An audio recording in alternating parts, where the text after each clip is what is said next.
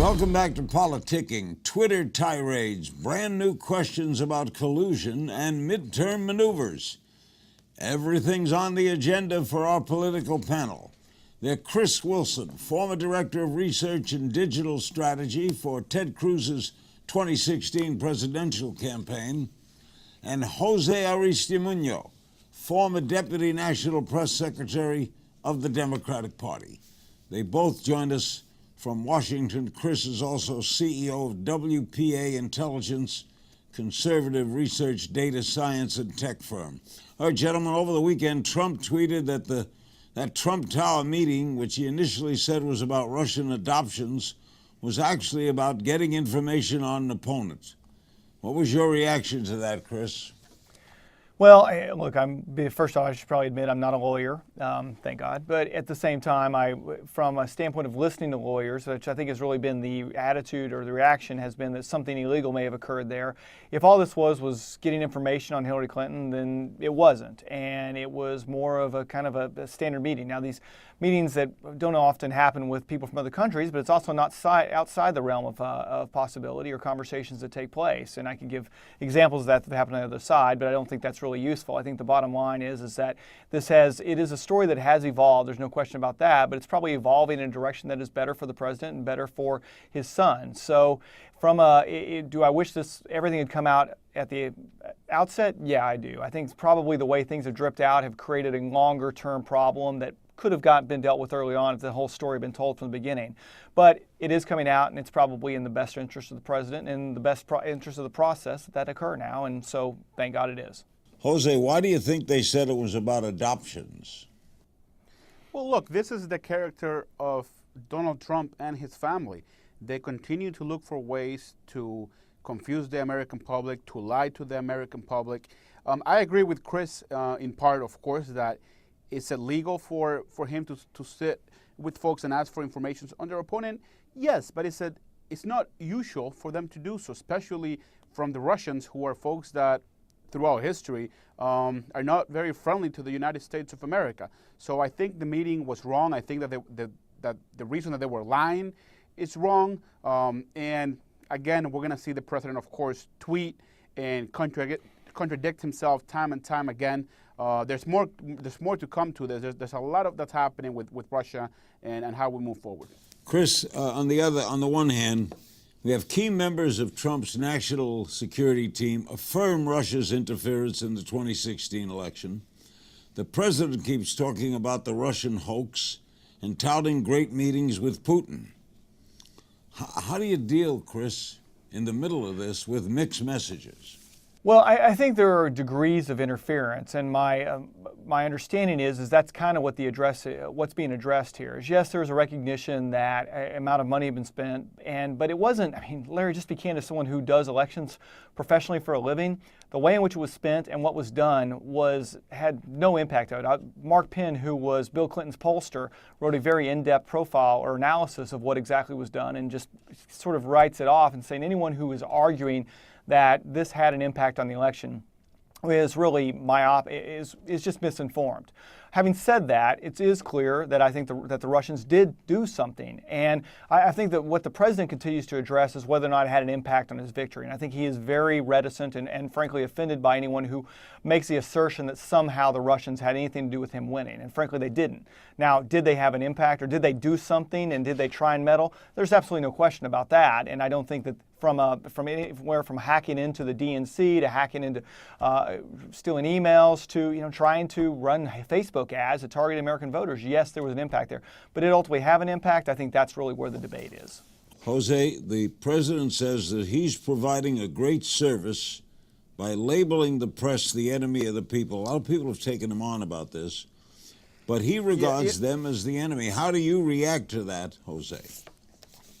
Well, look, simply put, I think it's a distraction. I think the President of the United States of America should let the press do their work, freedom of speech. He should try and solve the problems that are faced by the American public. I think it's ridiculous. I think it's a waste of time. The media, it's not the enemy. Larry, you are certainly not the enemy. You guys are doing what you're supposed to do, which is inform. Inform from an unbiased perspective and do your job. And it's just ridiculous that he continues to attack reporters. He does it quite a bit from the press room at the White House, and he continues to do it through Twitter. I think it's a waste of time, but it's unfortunate because we're talking about one of the most respected professions in the United States. It's to be a journalist. So I think it's just crazy. Chris, what do you think? Well, I agree with Jose that we should respect journalists, but I also want to read you a quote, Larry, that I think is really, it was kind of sort of gone on this reading kick on Founding Fathers after I saw Hamilton. And listen to this: I deplore the putrid state into which our newspapers have passed, and the malignity, the vulgarity, and the mendacious spirit of those who write for them. That was Thomas Jefferson. And so I think it's important to point out that the fight that is occurring today between the president and the press is nothing new. In fact, you can go back and read George Washington's address after he left the White House after his second term, or what was the White House at the time of his second term, and it's even worse than that, but it's just a very long speech that goes into it. And so to imply that's what's going on because it's done over Twitter, because the language is different, really there's very little that Donald Trump has said that I think if you translate it into language from the late 18th century that would be all that different from what Jefferson said. It's just a new manner in which these fights go on. And let's face it, to some extent, some of this is Trump playing to his base. It's also recognizing that he believes, for right or for wrong, and I won't get into that, he's being unfairly treated by the media. But I will say, whenever you get into, and Sarah Huckabee Sanders had an eloquent dissertation of everything that she's gone through as the first press secretary in American history that now requires Secret Service protection. There is a level of discourse and a level of impact that some of the reports are having that is creating an attitude of violence around people in the administration, and that's unfortunate. I do think we all need to tone back the rhetoric a lot. But Chris, if you know your history, Jefferson was a strong defender of the press. He absolutely was. At the same time, he felt like, remember what he felt personally harmed, but he never wanted to call him the enemy. No, I think there is the whole translation, or what Trump said about the enemy of the people, is sort of it's taken that rhetoric up to a new level. But I would say, Thomas Jefferson was never yelled at like Jim Acosta yells at Donald Trump either. It's sort of there's a level of, like I say, of just anger that seems to exist between the press and this administration that really needs to be tamped out, and frankly, from the administration back to the press. I think they could all take a quick break and maybe hug it out for a little bit and get over it. Jose Aristimuño and Chris Wilson are our guests. We'll have more with them after this. Jose, where's all this going to go in November? Sure. Well, let me add just one more point here. Sure. I do find it that talking about Thomas Jefferson in this regard to the media is a little bit irrelevant, with all due respect to Chris, because it happened so long ago. But what's important is that we ought to remember, and it's important for viewers to know this, when President Trump was running for president, he said that he wanted to write defamation laws so he could go after the press when they wrote negative articles on him, and he can make lots of money. That's me quoting the President of the United States. Me, as a Venezuelan American, I can tell you that's very dangerous, because I lived through Hugo Chavez when he was president of Venezuela, and he did the same thing. He would shut down TV channels, platforms, simply because they did not agree what President Chavez then had to say. What President Trump is doing with the press, Larry, it's very, very similar with what a lot of dictators do. It is ridiculous. It needs to stop right away. To your question, how is this all going to affect November? I've been looking at polls that cautiously optimistic, tell me that Democrats will take back Congress because, again, I think the American people, including Republicans, are tired of having a corrupt government, which is what we're seeing with Donald Trump as president. They say enough is enough. Republicans are literally a lot of Republicans don't have the guts to go against the president because they want to keep power. I think American people are a whole lot smarter than we tend to think sometimes, and we're going to see that come November. Chris, Barack Obama says he's going to be heavily involved. He's already endorsed more than 80 Democratic candidates. Do you think that's good for the opposition as you see it? Well, it depends on where he gets involved. I think there is, under President Obama, Democrats lost more seats than at any time in their history.